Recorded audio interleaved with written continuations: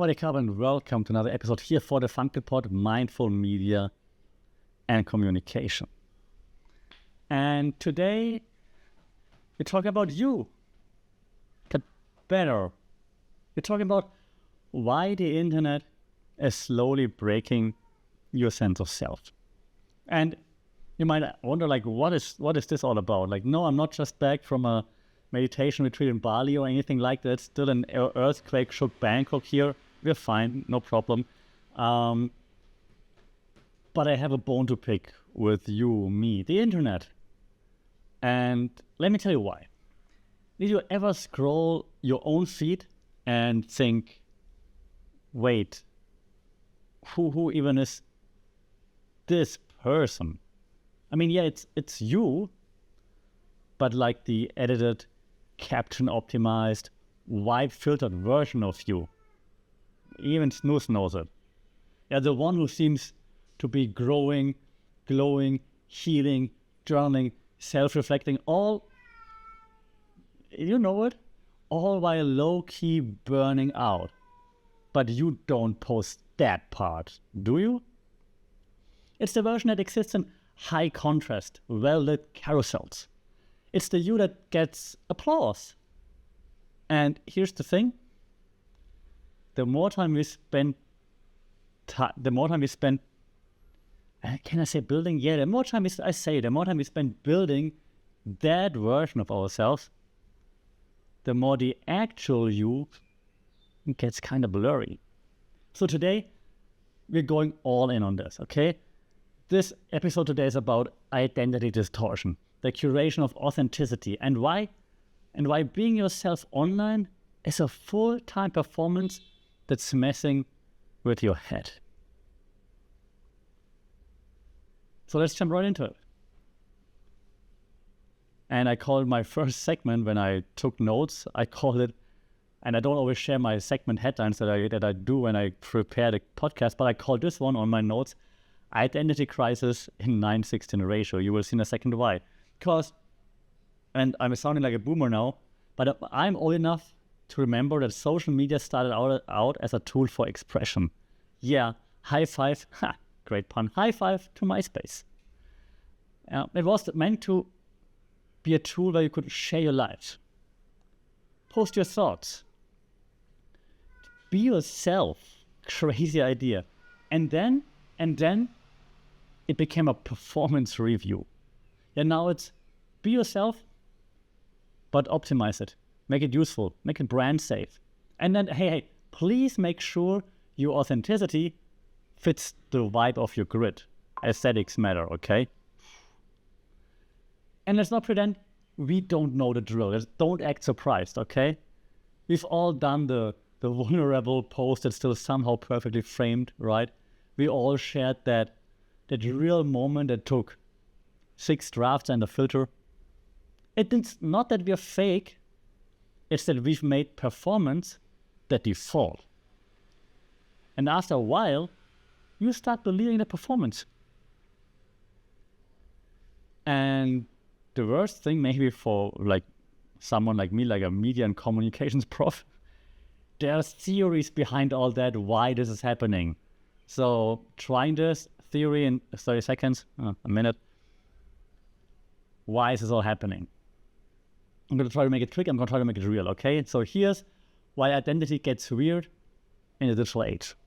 Theory 1, we call this the Self-Discrepancy Theory. It's from the 1980s, okay? It's an old theory. But according to the theory, and you will see it holds up, there are 3 versions of yourself at play at all times. We have the actual self, who you actually are, get the ideal self, who you wish you were, and we have the odd self, who you think you should be based on other people's expectations. So social media turns up the volume on all those 3 and then sits back and lets them fight in public. Yeah, you post the ideal self, right? Who you wish you were. You try to meet the odd expectations from followers, family, the niche you're in your personal brand. And then the real you, the actual self, often just ends up performing some kind of damage control. Let me give an example, okay? A few months ago, I caught myself actually like rewriting an IG caption about being like present, okay? Meanwhile, I was sitting like in a cafe around the corner, literally not being present, obsessing over which words to pick, trying to be like very mindful because that's the tagline of my podcast. You see the irony? Because I see it too, and it really annoys me. So that's what it looks like when self-perception becomes the strategy. Second theory, looking glass self. That's the name of the theory. This basically means you become who you think others think you are. On IG, I would say, yeah, read it again. On the podcast, I say, yeah, listen to that again. You become who you think others? There was a German coming through. You become who you think others think you are. Oh my God, I apologize for the German accent. So many TH in a row. You become who you think others think you are. Here you go. So you start shaping your identity based on imagined perceptions, the way you think people are watching you. So you imagine them thinking about you, and then you behave in a way you think they think about you. Oh God. And now, to top it all off, when that audience is now an algorithm-enhanced cloud of strangers, co-workers, exes, silent lurkers, and LinkedIn recruiters or whatever, that reflection gets incredibly distorted. So who are you if you're trying to be what you think all of them think you should be? Last one, Mr. Goffman again, we talked about him before in media theories, the presentation of self. He said, we are all performers, we all perform. And we have a front stage, which is the public self, and we have a backstage, which is the private self. The thing is, with social media, backstage completely collapsed. There is no more backstage. There's no BTS, no behind the scenes anymore. Your messy self, the one that's behind the stage, still has to be presentable. Even your emotional breakdowns need a beat drop and an aesthetic lighting. And that's where we are now. Authenticity is a content format. Yeah, being real has become a genre. And I can tell you that that's the case because that's what we're teaching in digital marketing courses all across the world. Authenticity is what relates to Gen Z. It's a performance. And this leads to something that you might realize, that I'm realizing, that my cats that are whining in the background are realizing. Our identities are splitting in real life. So let's bring it back to you, because I know you felt this. Otherwise, you wouldn't be listening to this episode right now, all until now, okay? So let's run a quick identity audit. No shame, just honesty. Do you ever feel like your day doesn't count unless it's posted? Do you ever record yourself doing something spontaneous twice? Mm-hmm. Do you ever feel like your online presence is thriving, but your actual self is feeling disconnected? Or you try to rebrand yourself online and feel guilty when your real life personality doesn't match. Throw some toy at the cat. She's okay. She's playing with it now. Great catch, Snooze. And you know, the thing is, we've all been there. I've been there. And again, hate to admit it, have to admit it, I've been there. And it messes with your confidence, right? In subtle ways, but it does mess with your confidence. And it's not just imposter syndrome. No, it's different. Maybe even worse. It's identity fatigue, I think. They're trying to keep up with the version of you that performs better than you feel. And let's be blunt, okay? The algorithm that shows your stuff to random people doesn't care about your identity.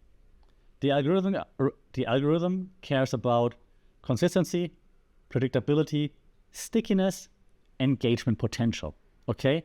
So when you show up online with something new, something real, something, God forbid, unmarketable, there's a decent chance it flops.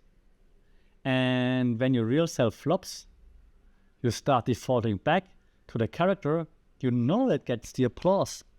And this is how the trap works. We start out using social media to express who we are, but eventually we use it to reinforce who we think we're supposed to be. And when the algorithm rewards that version, we get stuck in it. It's self-branding turned into self-erasure. So the question then is, what can you actually do? And, well, now look, I'm not here telling you to delete your Instagram or throw your phone in the ocean, even though that would be probably the best thing to do. I'm not even saying curation is bad. I teach digital marketing, so I can't say it. I mean, I can.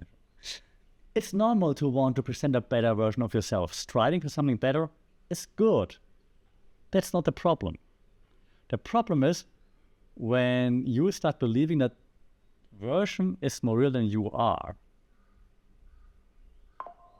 So, what do we do? Well, you could start by checking in with the parts of yourself that don't get posted. The versions that don't trend. The moods that don't get the aesthetic filters. You could ask yourself, hey, so when was the last time you changed your mind publicly? That people actually realize, oh, you changed your mind. Good for you. Yeah, when was the last time you shared without optimizing? Or when was the last time you posted something honest and let it flop? Yeah, that's where the recalibration starts. You're not a brand, you're a human. You're not here to perform clarity, you're here to figure things out. So, I didn't mean to turn this into like a TEDx talk or something like this. But maybe because I'm teaching digital marketing stuff, maybe because I'm analyzing communication media all the time, it feels like this is becoming, it's not even becoming, it is a huge thing, and it's just so sad to see. And the thing is, you don't have to prove your growth to make it real. You're still growing even if other people don't see it. You don't have to capture your authenticity to keep it valid. It's valid just by being authentic. And you don't have to turn your identity into an asset. Your identity is what makes you you. Who cares about the others? And you're allowed to be inconsistent. That's the beauty of life. You're allowed to be in process, not a finished product. You're allowed to go through phases that never become content. You don't have to content optimize everything. So if you're feeling that split between who you are and who you've built online, that's not failure, that's awareness. And that's the signal to come home to yourself. And trust me, and I'll leave it with that, trust me, the most real version of you isn't the one that gets shared, it's the one that stays when all the applause stops. Until then, see you next time.